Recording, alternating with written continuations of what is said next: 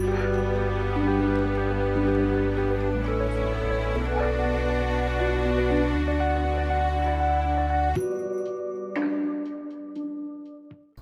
to another video. Today I'm gonna prune this hawthorn. It's June now, and the shoots start to harden off now from the base of the branches. So now it's the perfect time to give them a prune. So this side has been growing quite well. This one not so well because it's had lots of flowers on there, so it kept the tree back a little bit more. And so these ones are a little bit slower than the rest of them, but everything's going to be pruned the same now.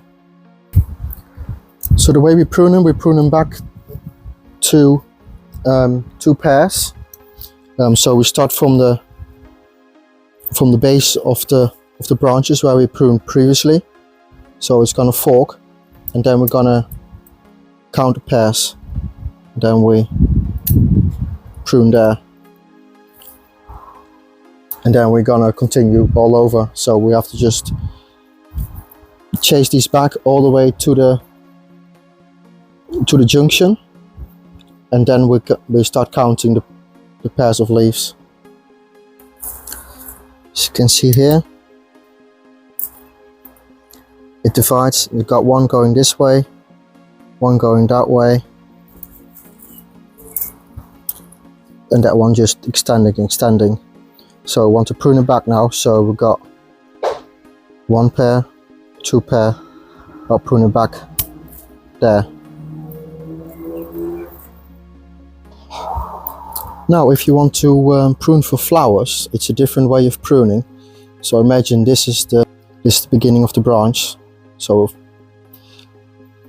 normally we'll prune it right here. Normally we're pruning here, what we just done, but for flowers we're gonna count to 6. So it's 1, 2, 3, 4, 5, 6. We prune it over here, so we keep quite a long piece there. So it's going to be longer than normal, but in the autumn when the tree starts slowing down and the leaves start coloring, then we can prune it back to 2 leaves. And then what it does, it just gonna create flower buds for next year.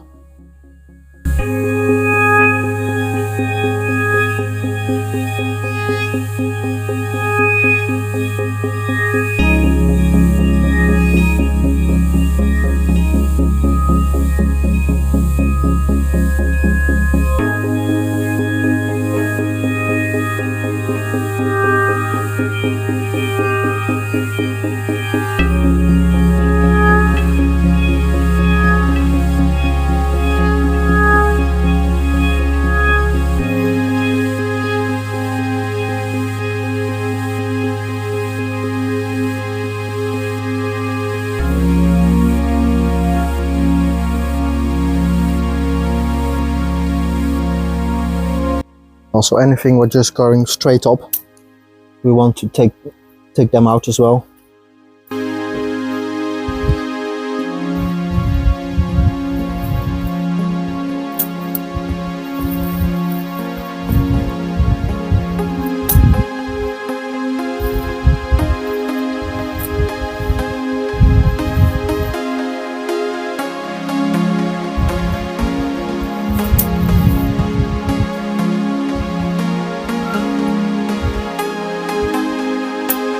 Also, we have to keep in mind where we're gonna prune them.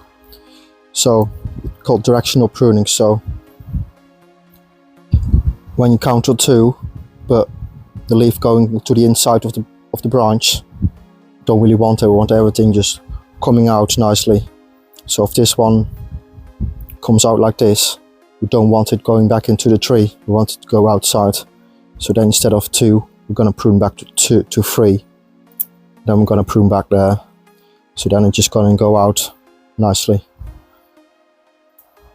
So it's just It's a bit harder than you think, pruning. Otherwise we could have just get some hedge trimmers and just trim all over it. That would be a really easy job.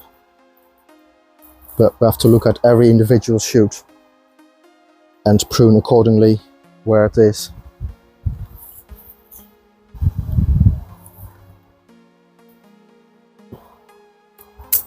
That's what distinct the difference in a good bonsai or a less bonsai, and that will reflect in the price as well.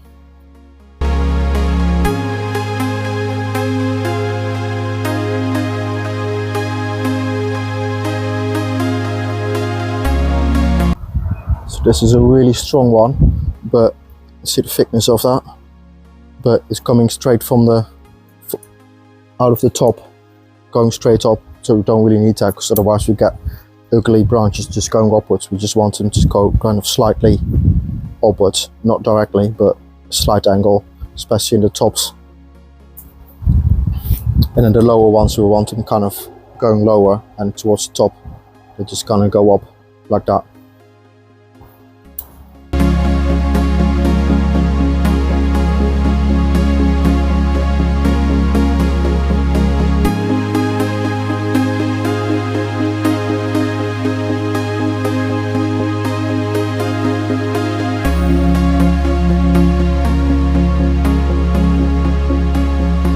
So if we were to, for example, this just stays like that. If we just prune it like that, it looks nice for the silhouette. But when you look underneath and you got all of this length sitting in there, it's not really, it looks alright in the summer like this now. But when come winter, we're gonna see all the silhouette of the tree, and when you got all long pieces like that sticking out everywhere, it doesn't really look pretty. So really what we want is to cut properly, so this will be the appropriate length for it. We've got 2 leaves and then it just sprouts again. So in the same length of that, we could have multiple divisions, bifurcation, so the tree will look nice and full. But when you just waste your whole space with a really long piece, it's not really good. So we want to prune really well, so every branch needs to be pruned properly.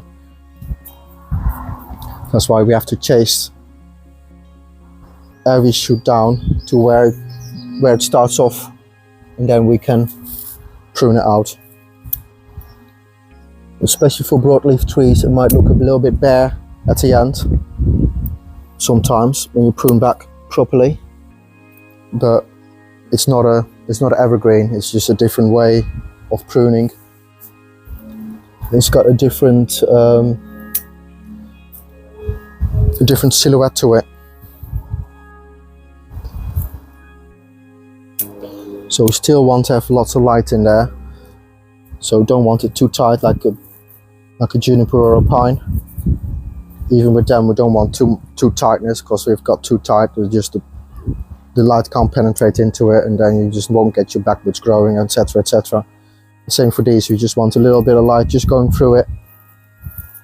So you can do that with, sometimes you're just pruning, like here, pruning a couple of big leaves away, so it just looks a bit lighter. I normally take the bottom leaves off. See here, makes it nice and tidy. You see, you got some here. We're not going to defoliate all over, that's not necessary. So we're just gonna, almost just like with pines, we're just gonna tidy the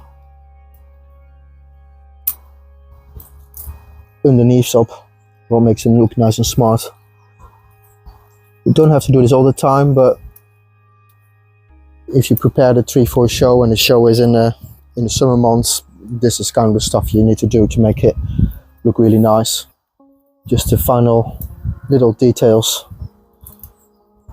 So you remove the ones on the inside, so you can still look on the inside of the tree. Otherwise, especially in summer, the tree looks really full, and it kind of, if you put this next to an elm tree, it kind of looks the same. They're just all like bushy. It looks like a tree, but if you can't see the tree itself, it's a bit boring in my opinion. So you need to keep that in mind as well.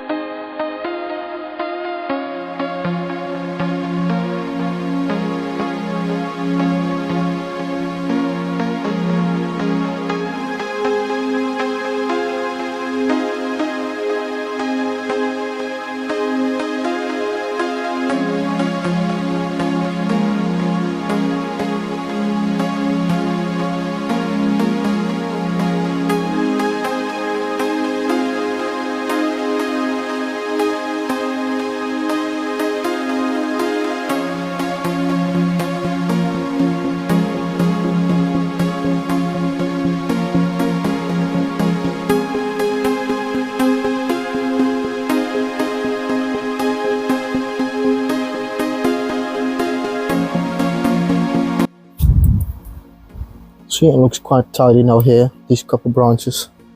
I'll just go on to the next here.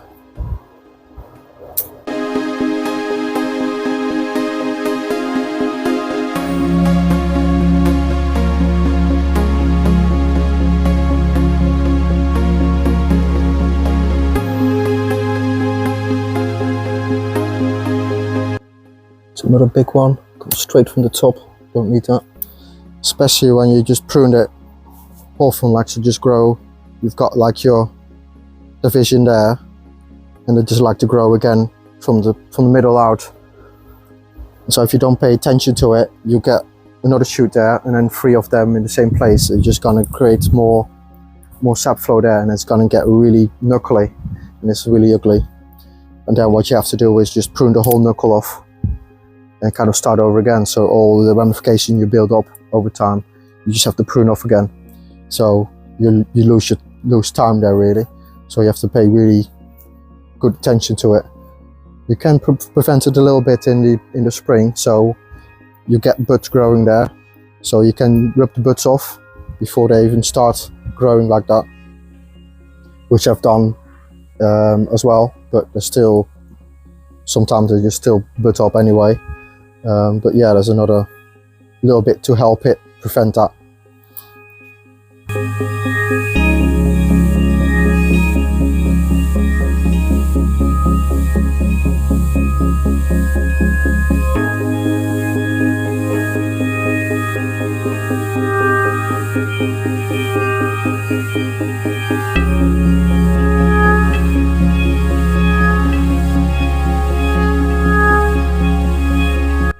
If the branch is still quite pliable, so this one is kind of growing upwards.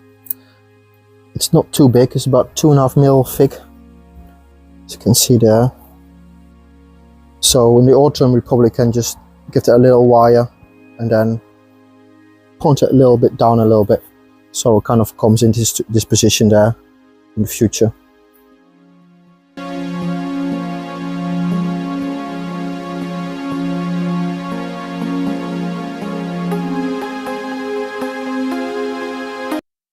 So we've got one here from the bottom, don't really need that.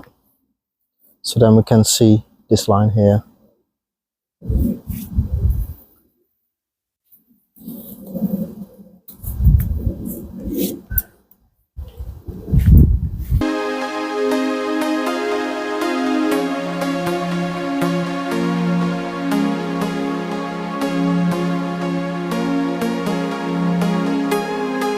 So let's see here, it's another one, just comes right from the center there. So it's a few little dead leaves in there because it's a bit shaded out, so we want to just take them out as well. You see it becomes a little bit lighter in there now.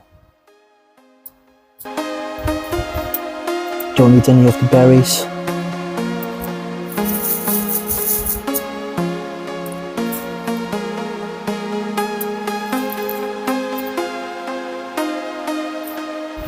So there's another one going in here. So if you don't check it, you'll just leave it and then it's just gonna grow and grow.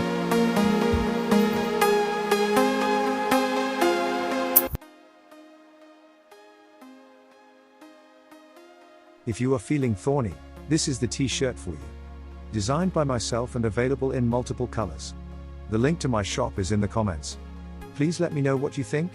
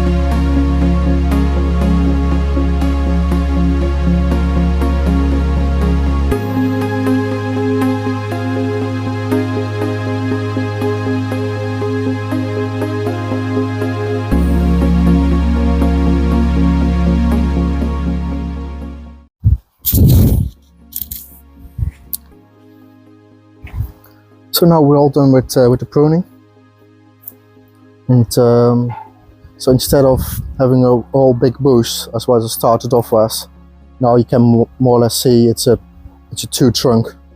You've got a top there and a top there, so there's a little bit more definition in there. So that's why I was just kind of hinting out earlier. So once you prune it properly, you just could see a little bit of the structure in it, so it's not going to be a big bush anymore. So this tree was collected in Norfolk in 2011 by myself. It was part of a hedge. They got permission of the farmer to go collect it, because the hedge was all like broken up in pieces. So this was part of a 2-meter hedge, and then was a big gap, and then the hedge continued. So it was not much use as a hedge anymore. So I got permission to collect it, which took me about an hour to do that. We had some really big roots there. You can see here, there's one there, and there's another one at the back there. There were about 4 roots like that. At the time they were as big as my thumb, and then there was not many roots on there because it's a very old tree. Originally been laid, so they've been cut third way in and then bent over, and then all the branches were just growing up again. So that's why we got a nice deadwood feature in here, and the amazing shape of the tree. So this was collected in 2011, and then spent about 3-4 years in a big tub to gain strength. Didn't have many roots on, but yeah, we could literally fit all the roots in my hand. There was not a lot on there, but I took it home, put it in a greenhouse for the first year, and I did really well. I never skipped a beat really. So really pleased with that. And yeah, so last year I went into this handmade John Pitt pot. So yeah, maybe a little bit on the big side, a bit oversized, but pretty happy with it. The bigger the pot, the better the tree will grow. So yeah, we'll grow into it eventually. Maybe I'll change it later when the tree is show ready. Might change it for something else, but before that, this is a perfect pot to let it grow in.